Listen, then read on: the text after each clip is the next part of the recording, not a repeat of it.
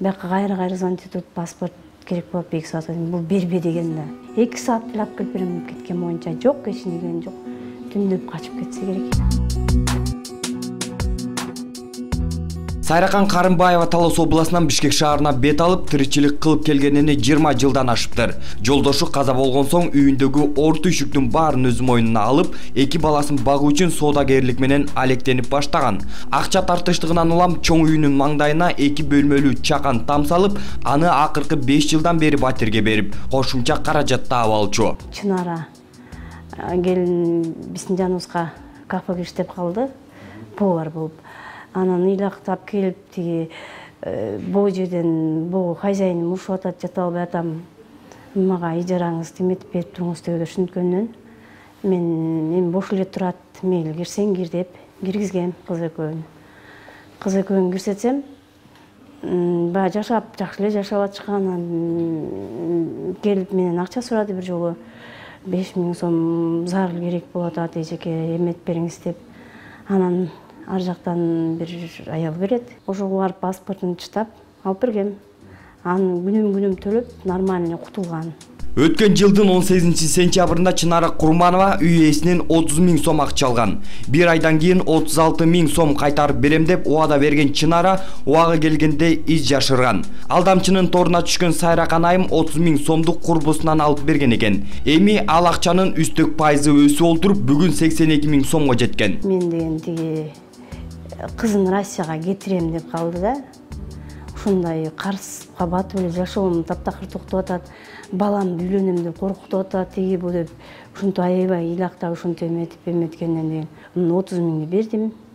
Анан 30 000 берип, анда паспортун берсем, сиңдиси кошо жашачу, ошо сиңдисинин паспортун бердим, чоң паспортун. Кызынын паспортун берди, өзүнүн паспортун берди. Анан ошону менен мен ага чыдабай эле койм, мага ишеничтүү элесиң, жанымда эле жашап атпайсыңбы? Нем килтегенде кантип кетмелиң, как кетмелиң түшүндүм. Ай сайын 4 000 төлөчү сентябрь, октябрь, ноябрь, декабрды берген жок. Декабрдын этегинде качып кетти.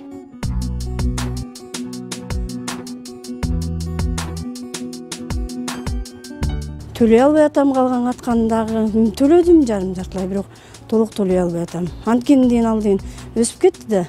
А мен болгон эле мен ортомчу болгон үчүн күнөөлүү болдум. Мен уккандан бир көргөн артык демекчи сөз болуп жаткан батирге баш бакканыбызда учурда ага Сайракан айым башка адамдарды киргизгенине күбө болдук. Ал эми коңшулары 2 бөлмөлүү бул үй ар дайым батирге берилип келгенин тастыктап өтүштү. Жана дагы кезинде анда жашаган Чынара айымды да таанышчу. Бул Чынара деген өзү вроде бы жакшы эле аялдай көрүнгөн башында. Анткени бул хозяйкадан Сайрадан аябай көп акча алган экен, кол менен бергенин көргөн жокмун, бирок өзү деле ыйлактап атчы. Аябай карызым көйүп кетти деп, кызын жиберди, сиңдисин жиберди Россияга, ушу карыз алып атыпчы. Квартирасын төлөй албай калды окшойт, анан кийин ыйлактап элатчы. Мага келип чай ичип отурганда айтты, эже аябай карызым көйүп кетти, 80ден ашып кетти, 82 болуп кетти, 80ден ашып кетти, ишкысы кантип төлөйм эми, же кызым акчасы албай жатат деп ыйлактады да. Кредит алам деп барып ыйлактап жабышып Сайрак, анан паспортун алыптыр, анан паспортун алган эле эртеси эле кетип калыптыр да. Анткени бул катын үйүндө отурбай калганда последний время чуркап эле. Мен бирөө сурадым, ай каякта жүрөсүң десем, эжеге барып атам, кошо кредит алган атам эже. Алсам Кудай буйруса хотя половинасын бере турган болдум деп ушинтип айтканда, анан эле көргөн жокпуз. Эртеси эле бул Сайра келип ыйлактап калды, эже соседиңиз каякта деп. Үйдү култап туруп кетип калыптыр. Сайракан айым сызга отургузуп кеткен шылуунду издеп, анын айылындагы үйүнө чейин барганын айтат.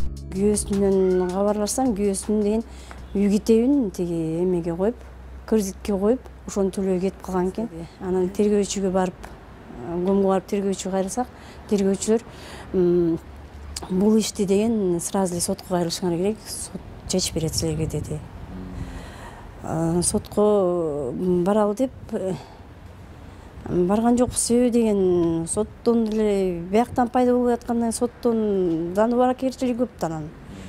Ага барган жокпуз, өзүбүз иштей баштадык. Анан баласынын телефонун алып эметкем, анан билбейм, дагы өзүмчө аракет кылып көрөм. Заман бузулду, заман өзгөрдү дейбиз. А бирок ошол эле күн чыгып кайра батып, артынан ай чыгып, айтор заман өз нугунда эле уланып бара жаткандай.